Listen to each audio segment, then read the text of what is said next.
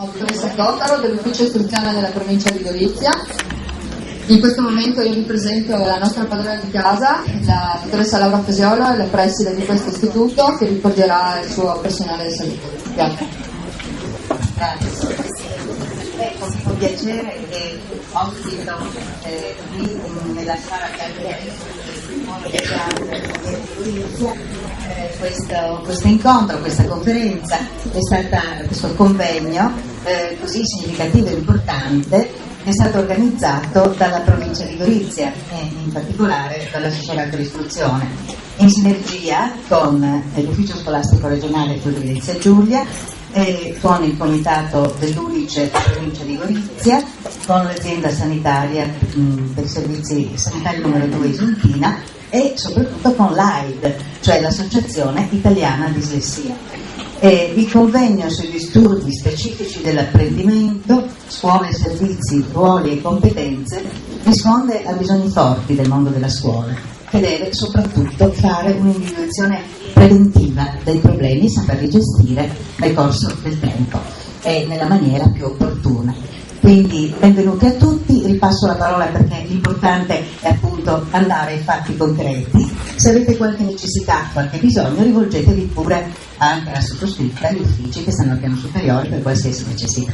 Buon lavoro a tutti e grazie di averci individuati come scuola di riferimento agli organizzatori. Grazie a voi. Passo la parola all'assessore all'istruzione Maurizio Salmoni della provincia di Gorizia. Grazie. Io innanzitutto vi porto il saluto del Presidente della provincia e vi do il benvenuto.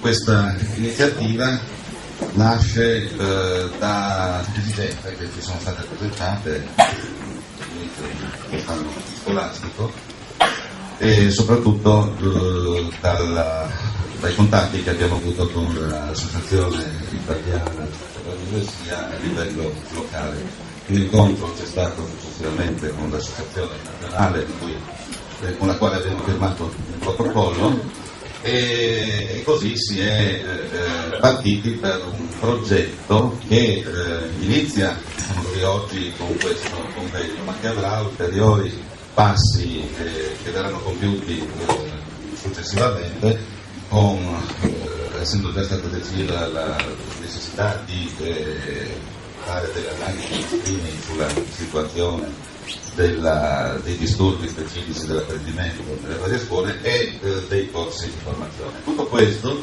è stato possibile grazie al contributo che ci è venuto dall'Unice, saluto qui la signora Ganzi che è presente, perché in base proprio ad un protocollo d'intesa già esistente abbiamo inserito questo progetto specifico in quello della tutela dei diritti dei minori che la provincia persegue appunto assieme all'Unice. Vorrei anche sottolineare come è stato rilevato dalla stessa Presidente nazionale dell'Associazione Italiana della Dislessia in un incontro che abbiamo avuto circa 2 settimane fa, che questa è la prima iniziativa di questo genere che vede, dopo l'approvazione della legge, la collaborazione tra enti diversi che affrontano assieme, pur le difficoltà che vi sono, questo problema. Per questo motivo devo ringraziare per la disponibilità in primo luogo la dottoressa Beltrame, che ho visto ieri, che ha delegato il professor Piazzolla a rappresentarla oggi in questa sede, e per il contributo che il scolastico regionale ha dato a questa iniziativa. E l'azienda sanitaria che assieme con la quale i nostri uffici hanno collaborato anche per realizzare. Vorrei anche rivolgere un particolare ringraziamento alla dottoressa Totaro, che ha partecipato a tutti gli incontri preliminari e che hanno portato alla definizione del progetto dell'iniziativa attuale, e gli altri componenti dell'ufficio istruzione della provincia di Gorizia, in particolare poi il personale temporaneo, senza il quale bisogna dire che non sarebbe stato possibile realizzare questa iniziativa. Io ringrazio poi tutti voi per aver aderito e aver partecipato, perché con la vostra presenza dimostrate anche l'importanza e dato contenuto, diciamo così, a questa nostra proposta, che evidentemente è stato un notevole successo. Mi scuso per gli eventuali disagi che vi sono stati, perché avevamo preventivato una partecipazione di un centinaio di persone e in un primo momento si pensava alla sala del Consiglio provinciale come luogo, ma siccome le lezioni sono state ben al di sopra delle nostre aspettative, siamo arrivati a 350 circa aderenti, ecco, allora abbiamo ritenuto opportuno, piuttosto che chiudere le restrizioni, evidentemente spostare la sede del convegno e farla in questa sede. Quindi grazie a tutti. Io la dottoressa Totaro, mi scuso perché anche il Presidente non è potuto essere presente, perché siamo impegnati in una riunione di giunta che io tra mezz'ora dovrò raggiungere, anche perché abbiamo alcune delibere importanti che devono essere dell'ufficio istruzione, che devono essere approvate, quindi vi auguro comunque tutti buon lavoro.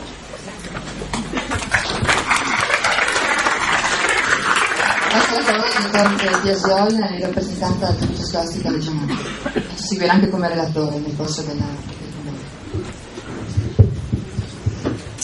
Un saluto anche da parte mia personale e da parte quindi del dottoressa Beltrami, che rappresento, che era qui ieri a tardi, poi non è riuscita a venire, si scusa con voi. Il saluto è soprattutto un ringraziamento per chi ci ha dato la possibilità di fare questo incontro, ha organizzato, ha promosso, ha progettato e poi per chi parlerà. Ringraziamento vivissimo agli intervenuti, che sono andati oltre le aspettative, quindi è bene quando la confusione nasce dal fatto che siamo in molti. Mi fanno oltre 300 sabato al Burno, oggi oltre, dottoressa, oltre 300.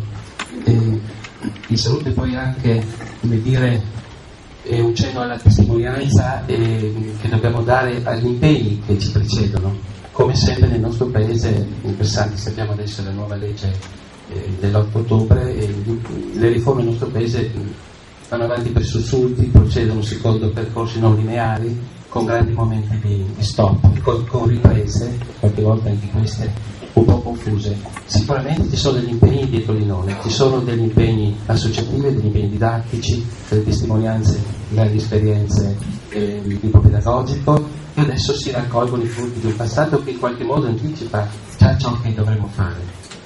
E c'è anche poi di salute, poi anche, come dire, deve essere un cenno del contesto in cui viviamo, che per quanto riguarda la scuola non è certamente un contesto esaltante, è un contesto complicato in cui il massimo di sforzo riformistico degli ultimi anni, a 10 anni dalla riforma dell'autonomia, il picco riformistico di questi 2 anni è coinciso con il picco dei problemi economici, delle strette dei tagli, quindi la riforma insieme con la razionalizzazione. Facciamo il ponte ogni giorno con questo, e quindi sappiamo che per questo ci vuole un supplemento di cordialità anche interistituzionale, per cui certamente c'è un problema di coordinamento che comincia a esserci, che ci sarà sempre più del passato, per questa formazione, queste cose che dobbiamo fare, o le faremo in maniera coordinata, oppure saranno davvero un momento, come dire, di occasioni perdute.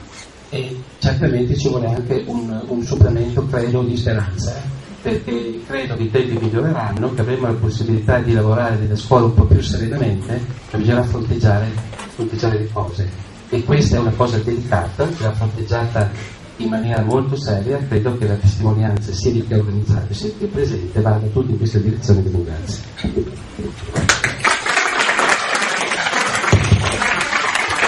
Ultima, ma non ultima, perché abbiamo qui la Presidente del Comitato Provinciale Unicef di Gorizia, la signora Serena Gazzi. Ci tengo a precisare che giuridicamente per noi è stato molto importante aver sottoscritto l'intesa con l'Unicef per la tutela dei diritti dell'infanzia e dell'adolescenza, che se vogliamo ci ha permesso di entrare con una competenza anche su questo argomento. Grazie. Grazie a voi per essere venuti così tanti, sono proprio contenta perché da un po' di tempo riusciamo a fare dei convegni mirati, riusciamo a farli. Il plurale soltanto perché noi diamo il nostro gioco, tutto il lavoro lo fa sicuramente l'ufficio provinciale scolastico. Noi Unicef, come voi sapete, ci occupiamo dei bambini che hanno bisogno nel terzo mondo per altri problemi, però non dimentichiamo quelli che sono i nostri ragazzi, i nostri bisogni. Per cui io ringrazio, ma ringrazio veramente di cuore la provincia che con questo protocollo ci permette di aiutare anche con idee eventualmente sentiamo i bisogni delle famiglie, sentiamo le necessità e poi le portiamo avanti un po' alla volta.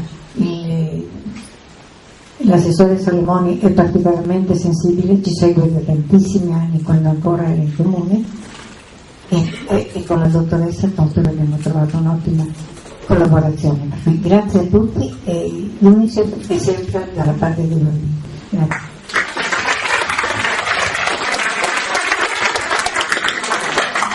Entriamo nel vivo, io so che adesso sbaglierò la qualifica perché prima non mi ricordo più. La segreteria nazionale dell'Associazione Penale di Venezia. Il dottor Amori, con il quale noi abbiamo iniziato questa forma di collaborazione, abbiamo sottoscritto con il Presidente qualche giorno fa, una settimana fa, un protocollo d'intesa che ci permette di partire da qui, da questo convegno, per sviluppare un progetto che avrà sicuramente una durata annuale e poi speriamo possa proseguire. Intanto io vi saluto e vi ringrazio tutti della presenza così numerosa perché è veramente un piacere sensitivizzare una provincia così attenta. Infatti ringrazio anche l'assessore Salomoni e la dottoressa Tottaro che ci ha dato fiducia. Per noi è un giorno importante perché l'Associazione Italiana di Dislessia si presenta e inizia a sviluppare un progetto che potrà essere annuale, triennale, come dice la dottoressa, per sensibilizzare la provincia. Io però in poche parole vi presento il primo intervento che è il professor Stella, una presenza che ho voluto fortemente perché oltre che un luminare nella materia è il fondatore dell'Associazione Italiana di Dislessia, quindi chi meglio di lui poteva unire la parte associativa essendo il fondatore con la parte poi clinica che andrà a illustrare nel suo intervento. Professore,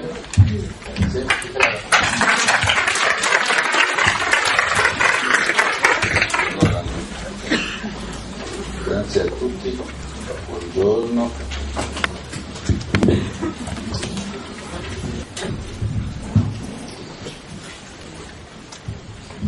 Sì, non posso anche tenerlo in mano.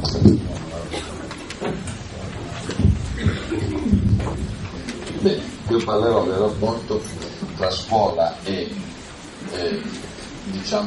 risultati, chiamiamoli così, della ricerca scientifica nel campo dei disturbi specifici dell'apprendimento. Perché qui è stata citata la legge, naturalmente la legge porterà molti aspetti di stabilizzazione di una serie di questioni che sono state elaborate negli anni. Tuttavia la legge ha portato con sé e ha rivitalizzato anche una serie di scetticismi e di perplessità. Per esempio